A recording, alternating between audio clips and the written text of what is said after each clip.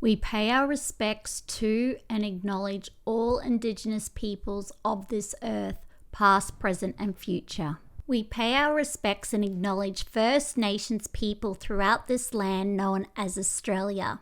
Aboriginal and Torres Strait Islander elders past, present and future, and all people on this earth past, present and future.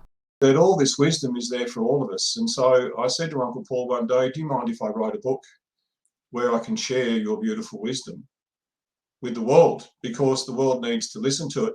And it's not to replace all the other wisdom I've been given in terms of Hinduism and Buddhism and other beautiful books. It's there to sit beside, because all of those books have beautiful universal wisdom for us. When I first wrote the book, which was at the start of COVID, and I was actually laid up in a lounge with deep vein thrombosis at a point where a doctor told me you could drop dead in any second. We need to get you to hospital immediately.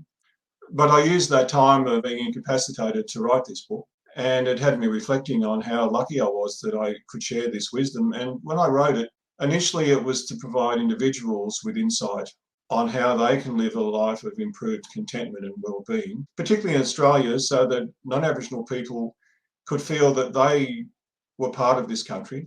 But then as I wrote it, it became more of an ideal for me to create unity and reconciliation, not only within Australia, but across the world.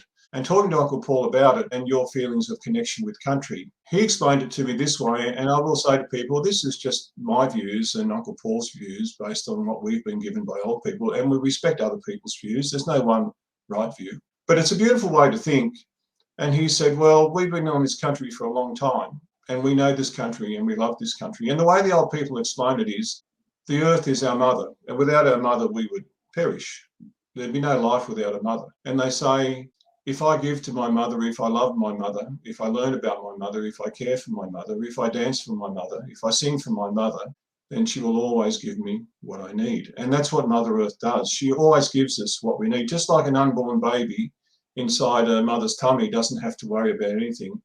Our spirituality says if we care for the mother, she will always give to us. And out of that comes the concept of the dreaming path and the law. And they're the same thing. The law is a Western world, and our Aboriginal word for that is in eastern New South Wales and mid New South Wales is the Newcastle. And it's about caring for our place and all things in our place. And the law comes from our mother, and it belongs to the mother. It belongs to the country, not the people. We happen to be the custodians of the law. We share the knowledge, but the knowledge belongs to the country. Now, why that is such a beautiful thing, that it means that people that are living on this country can be part of this country too, and they can share in this law, and we are happy to share that. I provide a broader framework of understanding so people can explore at a local level with local elders. So I'm not trying to take over from local elders. It's me providing, hopefully, the inspiration for people to go and search locally for elders and listen to their stories and find out about their country. And when they do, they'll find out there are common values across this country, such as I care for my place and all things in my place, such as I must always love, respect, be humble and always share. By doing that, Paul and I are hoping that people will feel comfortable from wherever they are to sit around the fire with us and be with us and connect to country. Because when you look at Australia, Aboriginal people are seen as socio-economically disadvantaged, and the data says that. And I've just finished a PhD that captures all of that and talks about what we need to do. But on the flip side, for most Aboriginal people, we are spiritually advantaged because we have our connection with our culture. And it's not about the colour of our skin. A cup of coffee, you can put as much milk in it as you like, it's still coffee. It's about what's inside, so we connect with our country. So even though we're socio-economically disadvantaged, most of us are spiritually advantaged. And yet, on the flip side, for a lot of non-Aboriginal people, they may well be socio-economically advantaged, but they're spiritually disadvantaged. By bringing the two worlds together, we can all share socio-economic and spiritual advantage. And when you look at the history of Australia, 1788 wasn't a good time for Aboriginal people, but it also wasn't a good time for those that were brought here.